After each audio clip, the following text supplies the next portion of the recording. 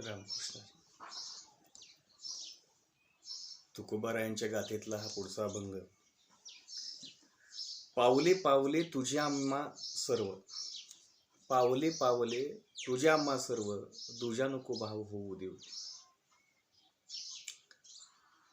जेथे जेथे तुझीच, जेथे जेथे देखे तुझीच पाऊले, त्रिभुवन संचले विठ्ठलागा. भेदाभेद मते भ्रमाचे संवाद, आम्हा नको वाद त्यांशी देऊ. आणि शेवटी म्हणतात तुकोबा, तुका म्हणे अनु तुझं विण नाही, तुका म्हणे अनु तुझं विण नाही, नभाहुनी पाही वाड आहे, नभाहुनी पाही वाड आहे. प्रस्तुत अभंगाच्या प्रसंगी व्यक्त होत असताना, बोलत असताना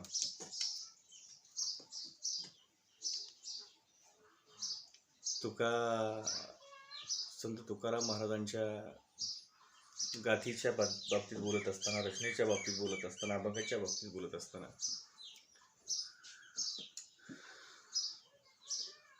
अत्यंत उंचीला पोहोचलेले तुकोबा, त्यांचे विचार,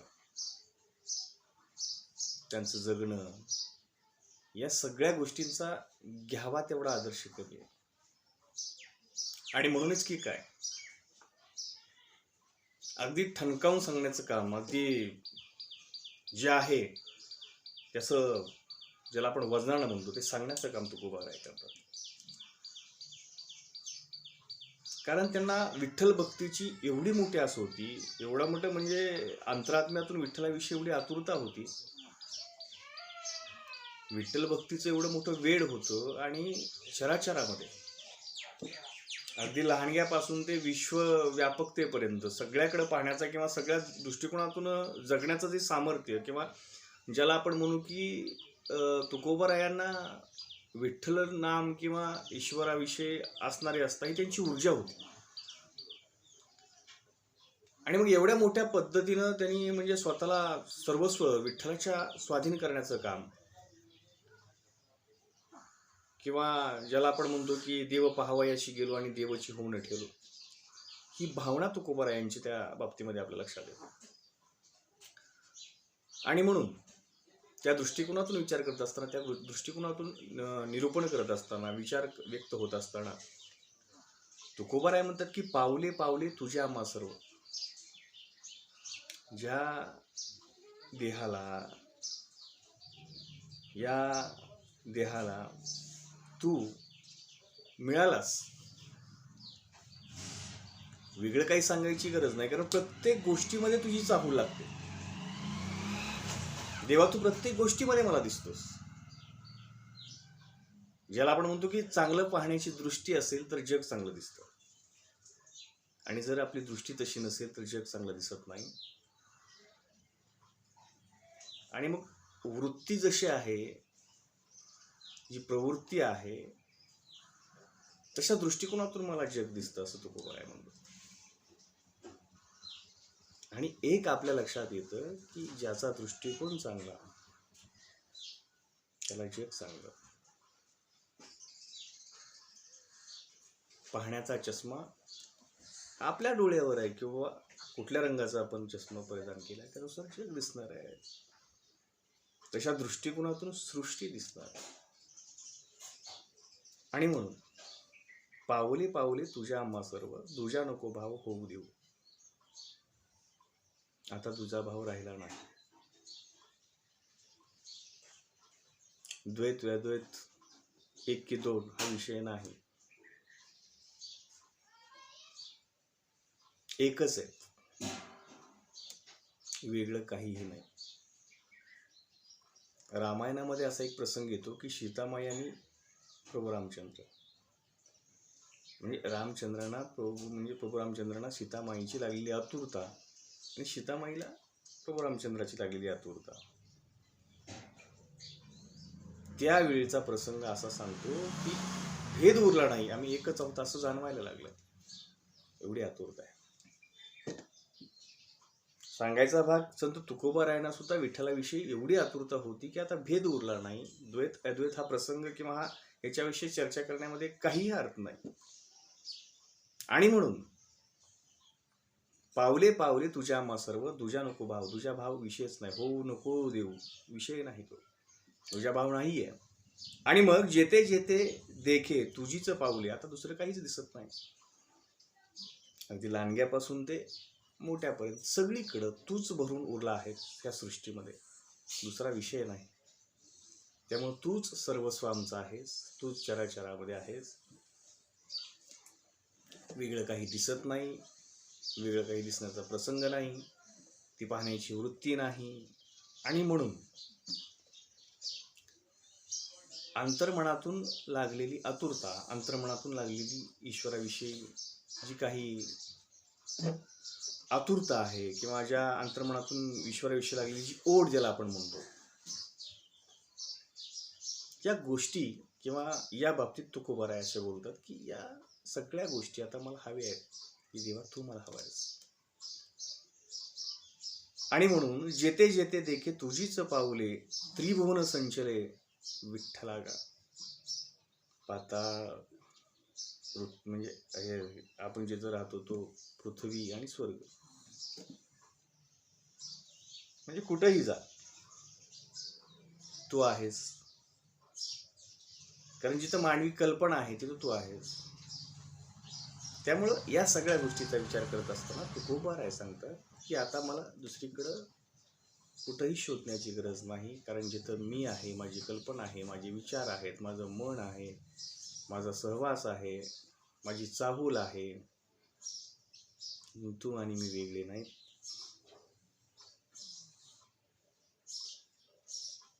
ज्या ज्या ठिकाणी तुझा वास आहे ते त्रिभुवन आहे. असं एकही ठिकाण नाही की ज्या ठिकाणी तू नाही आहेस.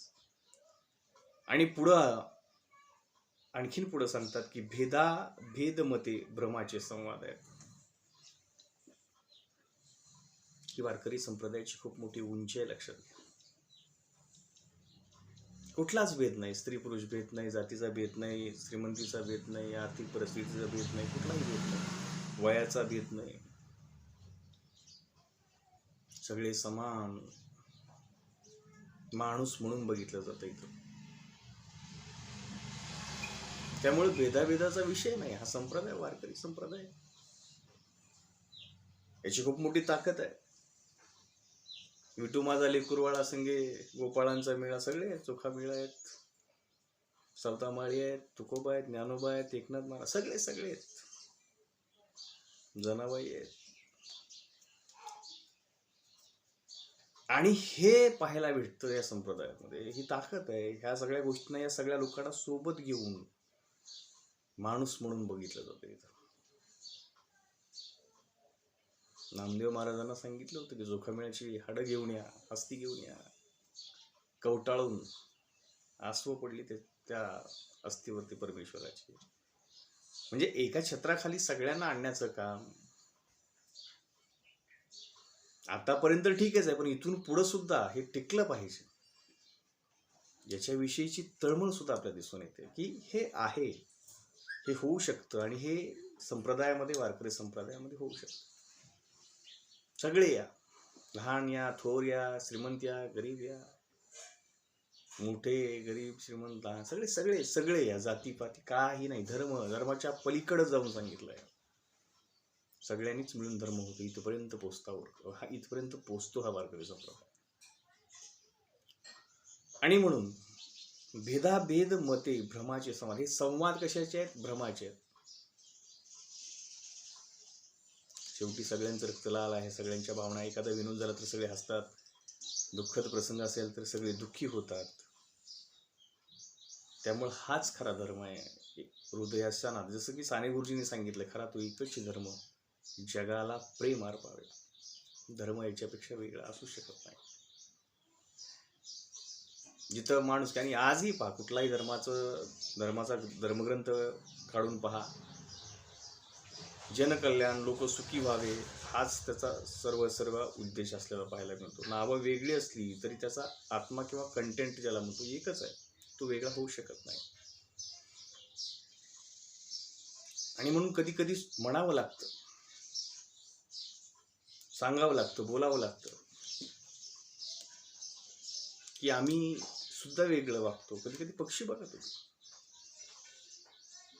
कभी मंदिर पे जा बेटा तो कभी मस्जिद पे जा बेटा, अरे उसको क्या, त्याला काय, सगळे सारखे. आम्हाला ते कळालं पाहिजे त्याच्याकडे बघू, हे सगळं सारखं आहे म्हणून, माणुसकी आणि मानवता ग्रेट आहे म्हणून कळायला पाहिजे. हे कळत नाही म्हणून आजही याची पारायणं चालतात, आजही ते सांगितलं जातं, संत सज्जन मंडळीच्या माध्यमातून ते व्यक्त केलं जातं, ते बोलतं होतात. आणि म्हणून भेदाभेद मते भ्रमाचे संवाद, आम्हा नको वाद त्यांशी देव. आता त्याच्यामध्ये वाद घालण्यासाठी आमच्याकडे वेळच नाहीये. या गोष्टीसाठी आम्हाला म्हणजे याच्यातून फायदा काहीच होणार नाही, उलट काही ना काही वाढत जाईल. त्यामुळं या भेदाभेदाच्या विषयी आम्हाला आता कुठलाही वेळ नाही. चांगलं काहीतरी सांगायचं असेल, चांगलं काहीतरी बोलायचं असेल, चांगलं काहीतरी द्यायचं असेल तर आमच्याकडे वेळ आहे. याच्यासाठी आता आमच्याकडे वेळ नाही आहे. म्हणजे 16व्या शतकामध्ये तुकोबा सांगतात की बाबा या सगळ्या गोष्टी कशा चुकीच्या आहेत आणि त्याच्यासाठी वेळ देण्यामध्ये काहीही हासिल नाही आहे, काही मिळणार नाही आहे. म्हणजे अंतरात्म्याची ओढ किंवा जो भाव आहे तो फक्त आम्हाला हवा आहे, बाकीच्या गोष्टी कुठल्याही नको आहेत. आणि म्हणून तुकोबाराय म्हणतात की भेदाभेद मते भ्रमाचे संवाद, आम्हा नको वाद त्यांशी देऊ.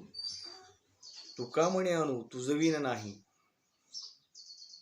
शेवटी बोलतात तुकोबाराय की आणू रेणुका थोडं का, तुझ्या विन आणू, तुका म्हणे आणू तुझं विन नाही. लहानातला लहान कण देवा तुझ्याशिवाय नाही होऊ शकत. देवा तू त्याच्यामध्ये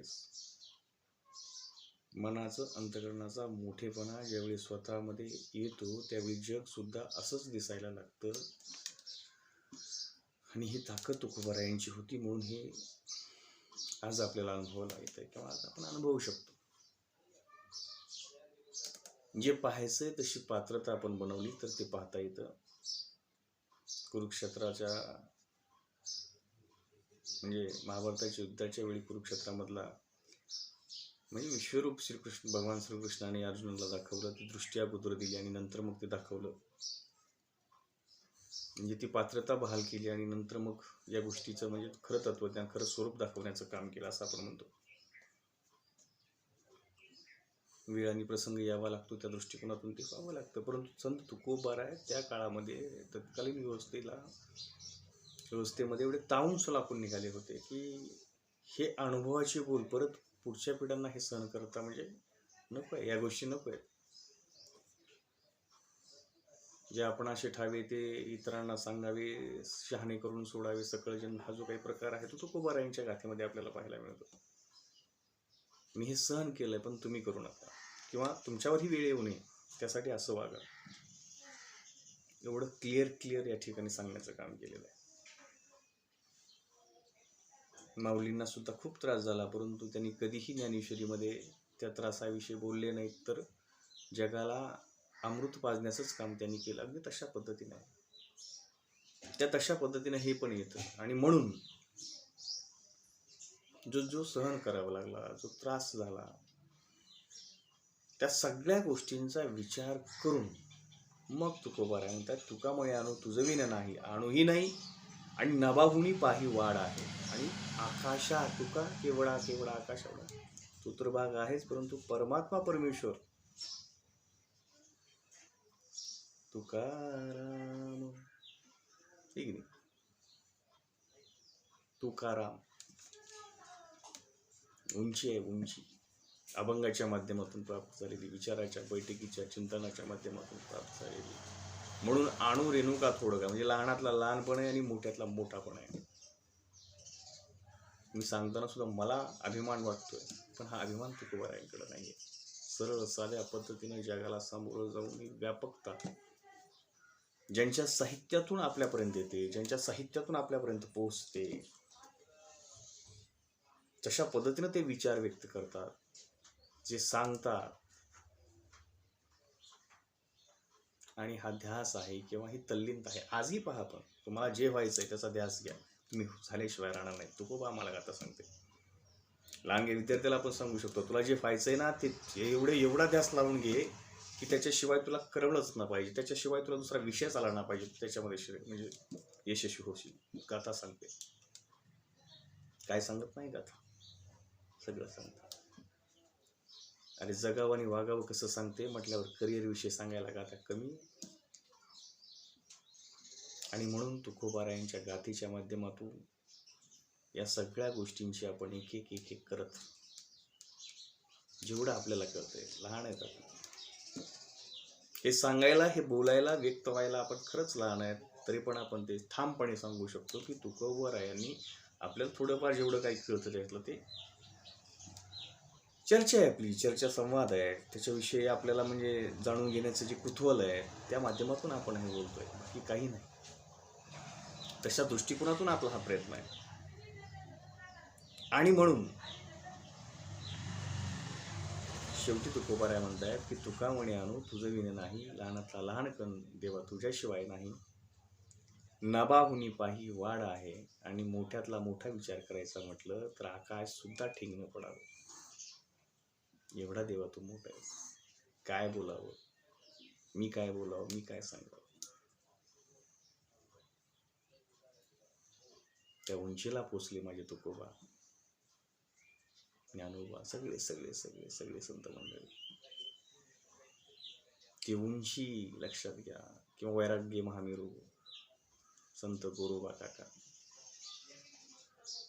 किती तल्लीनता आहे, किती मनाची मोठी व्यापकता आहे. रांगत रांगत आलेलं मूल चिखलात यावं आणि विठ्ठलाचं नाम घेत असताना तुडवणारा चिखलामध्ये त्याची जाणीव सुद्धा होऊ नये, ते चिखलासोबत त्याचा चिखल व्हावा. ही अंतर्मनाची ईश्वराशी लागलेली जी समाधी अवस्था आहे, ईश्वराशी जोडला गेलेला जो समाधी अवस्थेचा जो संवाद आहे, तो संपल्यास संपत नाही. त्याला देहभान हरवून तल्लीन होणं ज्याला आपण म्हणतो. शारीरिक किंवा शरीर फक्त इथं हे लोकी आहे, परंतु आत्मा परमात्म्याशी ज्यावेळेस मिलन पावतो त्यावेळी या कुठल्याही गोष्टीचं भान राहत नाही. आणि मग अशा पद्धतीच्या कथा किंवा अशा पद्धतीचं हे सगळं जन्माला येतं.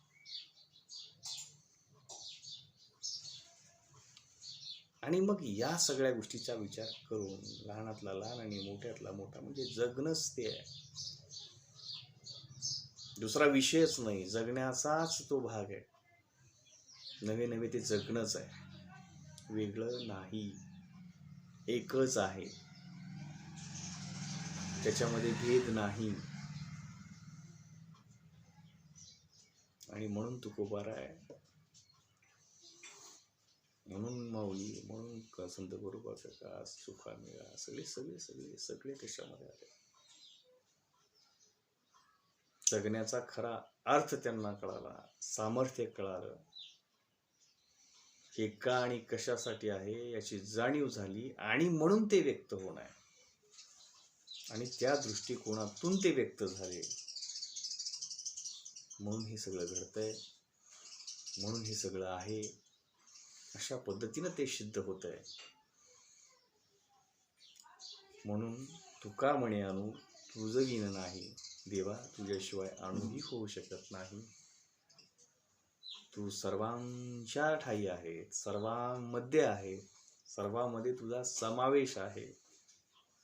तुका म्हणे आणू तुझं विण नाही, नभाहुनी पाही वाढ आहे. लहानातला लहान, आकाश अमर्याद आहे, अमर्याद आहेस. तुला मर्यादा ठाऊक नाही, तुझ्या मर्यादेविषयी आम्ही बोलू शकत नाही. तुझ्या लहानग्यापणा म्हणजे लहानातला लहान, मोठ्यातला मोठा, म्हणजेच सर्वच ठिकाणी देवा तू आहेस. असा एकही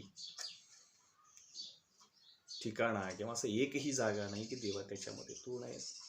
चराचरामध्ये, सृष्टीमध्ये तू भरून उरलेला आहेस. आम्ही तुझ्या स्वरूपाविषयी काय बोलावं. आणि म्हणून या सगळ्या गोष्टीचा विचार करत असताना तुकोबाराय शेवटी म्हणतात की सर्वच ठिकाणी तू असल्यामुळं तुला वेगळं पाहण्याची गरज नाही. मग त्याच्यामध्ये मीही आहे आणि सर्वच आहेत, एवढ्या उंचीपर्यंत तुकोबाराय जातात. तुकोबारायांच्या अभंगाची खूप मोठी उंची आपण एक अशाच पद्धतीनं परत पाहत राहू. तोपर्यंत धन्यवाद.